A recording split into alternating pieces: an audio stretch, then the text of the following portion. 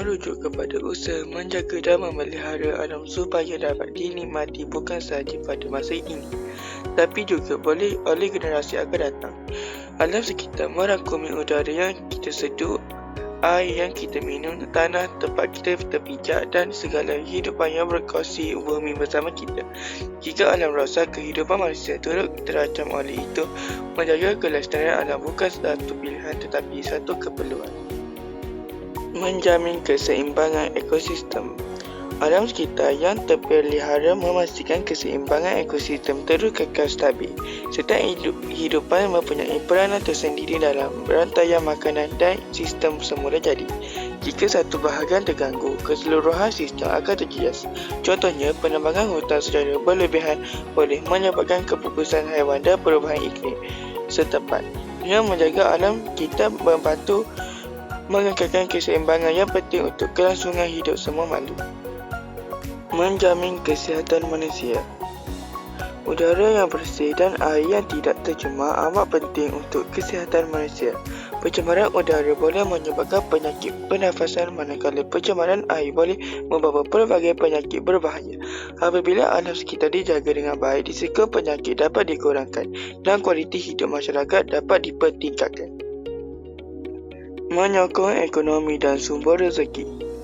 Banyak sektor ekonomi bergantung kepada alam sekitar seperti pertanian, perikanan dan pelancongan.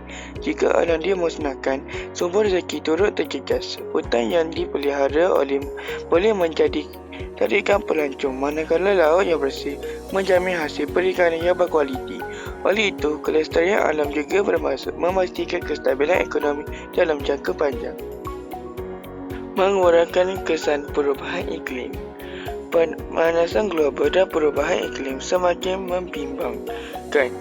Penjagaan alam seperti penanaman semula pokok dan mengurangan penggunaan bahan api fosil dapat membantu mengurangkan pelepasan gas rumah hijau. Tindakan ini penting bagi memastikan suhu bumi tanggungjawab bersama. Kelestarian alam sekitar bukan tanggungjawab satu pihak sahaja, serta individu boleh memainkan peranan melalui amalan harian seperti mengurangkan penggunaan plastik, menjimatkan air dan elektrik, serta menghitar semula bahan buangan. Tindakan kecil yang dilakukan secara konsisten mampu memberi kesan besar kepada alam. Memastikan sumber semula jadi berterusan. Sumber seperti air bersih, hutan, tanah subur dan hasil laut adalah anugerah yang sangat bernilai. Jika dieksploitasi tanpa kawalan, sumber ini boleh habis atau rosak. Perluan memastikan penggunaan sumber dilakukan secara berhemah dan terancang. Dengan cara ini, generasi masa depan masih berpeluang menikmati manfaat yang sama seperti yang kita nikmati hari ini. Melindungi biodiversiti. Bumi menempatkan pelbagai spesies tumbuhan dan haiwan yang saling bergantung antara satu sama lain. Kepelbagaian biologi ini penting untuk mengekalkan keseimbangan ekosistem. Apabila habitat dimusnahkan atau tercemar, banyak spesies berisiko pupus. Kelestarian alam membantu melindungi hidupan liar dan memastikan rantaian kehidupan terus berjalan dengan stabil.